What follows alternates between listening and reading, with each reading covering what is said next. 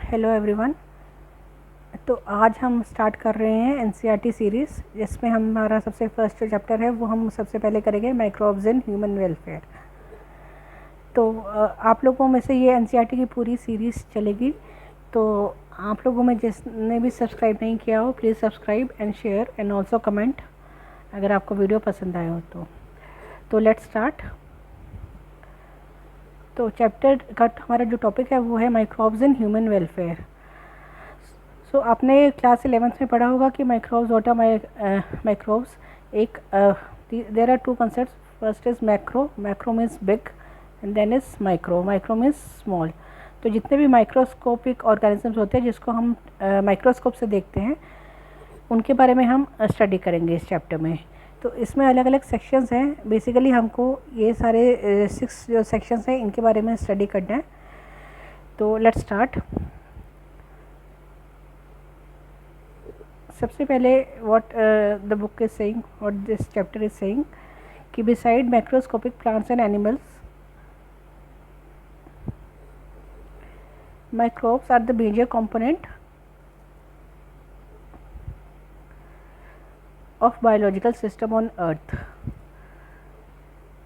तो आपने पिछले चैप्टर्स में आपने डाइवर्सिटी देखी है। तो डाइवर्सिटी में आपको याद होगा कि किन किन में माइक्रो ऑर्गेनिजम्स होते हैं जो एकदम माइक्रोब्स से हम देखते हैं।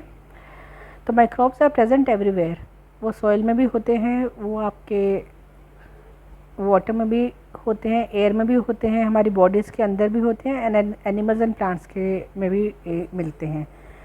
और जहाँ पे जो हमारी नॉर्मल जो लाइफ फॉर्म्स होती है वो नहीं एग्जिस्ट करती, वहाँ पे भी माइक्रोब्स अब एग्जिस्ट करते हैं। जैसे कि थर्मल गीज़र्स, जहाँ पे टेम्परेचर 100 डिग्री सेल्सियस तक भी हो सकता है, या सॉइल के एकदम बीच में, या स्नो के अंदर।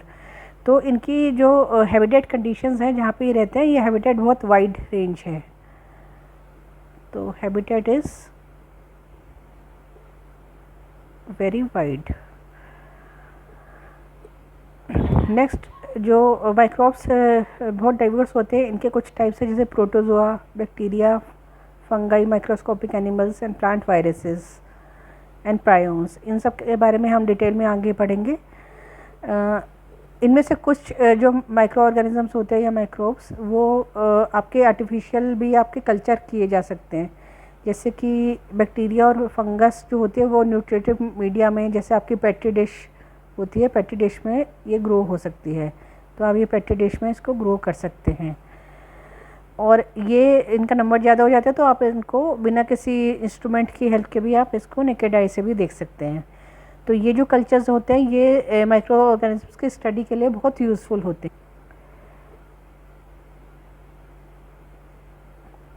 यहाँ पे जैसे ये डायग्राम में आपको दिख रहा है, ये एक कल्चर मीडियम है, ये कल्चर मीडियम है।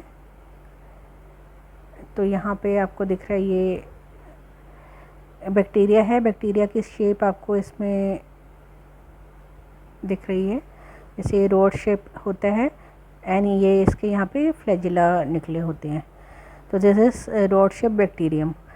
और दिस इज़ ये माइक्रोस्कोप से ली हुई इमेज है, जो इसमें ये 1500 टाइम्स से मैग्नीफाइड है।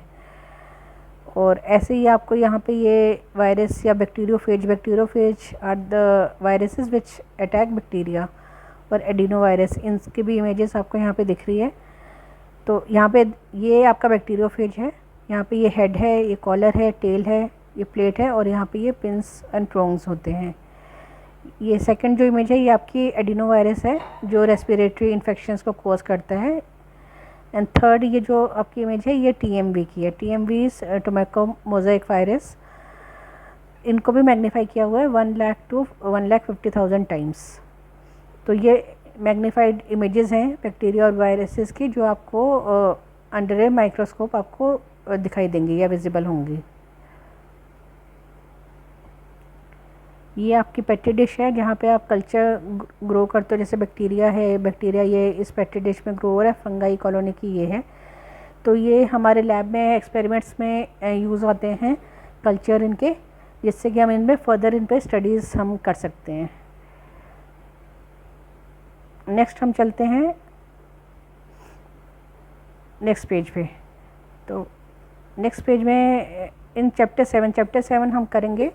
तो चैप्टर 7 में आपने पढ़ा है कि माइक्रोब्स बहुत सारे डिजीज़ेस कॉज करते हैं ह्यूमन बींग्स में और इवन प्लांट्स एंड एनिमल्स में, लेकिन सारे ही माइक्रोब्स होते हैं वो हार्मफुल नहीं होते, many microbes are useful also. तो हम इनके अब फर्दर इनकी स्टडीज़ जो यूज़फुलनेस है वो उसकी स्टडी हम फर्दर करेंगे। तो नेक्स्ट टॉपिक है हमारा microbes in house hold products. इसमें आपका कॉमन एग्जांपल है, जैसे आपने अपने घर में दही देखी होगी जमती हुई, हम दूध से हम दही जो जमाते हैं, तो उसमें भी आपका एक बैक्टीरिया काम करता है which is called as lactobacillus. Lactobacillus की जो भी स्पीशीज़ हैं वो इसमें यूज़ होती है। तो लैक्टोबैसिलस इसको हम कॉमनली लैक्टिक एसिड बैक्टीरिया भी बोलते हैं। तो ये क्या करता है, ये मिल्क को कर्ड में कन्वर्ट करता है। एंड कैसे करता है, ये पार्शली जो मिल्क प्रोटीन्स होते हैं उसको डाइजेस्ट कर देते हैं और जो इसकी एसिड से प्रोड्यूस करता है वो कोगुलेट करने में काम आती हैं मिल्क को। तो हम आपने देखा होगा कि जब दूध दही जमाते हैं तो जो दूध है उसमें थोड़ा सा हम खट्टा या थोड़ा सा अमाउंट दही का डालते हैं, तो वो क्या करता है, वो इनोकुलम या स्टार्टर का काम करता है। उसमें मिलियंस ऑफ बैक्टीरिया होते हैं, ये लैक्टोबैसिलस बैक्टीरिया, जो कि एक सूटेबल टेम्परेचर पे मल्टीप्लाई करते हैं, जिससे कि जो मिल्क है वो कर्ड बन जाती है। तो इससे न्यूट्रिशनल क्वालिटी भी इम्प्रूव होती है बाय इंक्रीजिंग विटामिन B12। और हमारे स्टमक पे भी जो लैक्टोबैसिलस बैक्टीरिया है वो बहुत बेनिफिशियल रोल प्ले करता है। So these are what are called as good bacteria.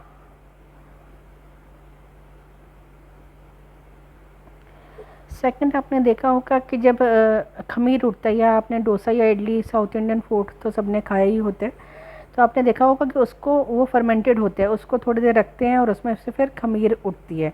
तो वो जो प्रोसेस है उसको हम बोलते हैं फर्मेंटेशन। तो इस फर्मेंटेशन वाले प्रोसेस में भी बैक्टीरिया का बहुत यूज़ होता है। जो पफ्ड अप अपीयरेंस होता है या जो फूला हुआ जो आपका डो होता है या आटा होता है, वो CO2 गैस की प्रोडक्शन के कारण वो फूला हुआ आपको लगता है। तो सिमिलर जो डो होता है वो भी फर्मेंटेड होता है। इसको फर्मेंटेशन में हेल्प करने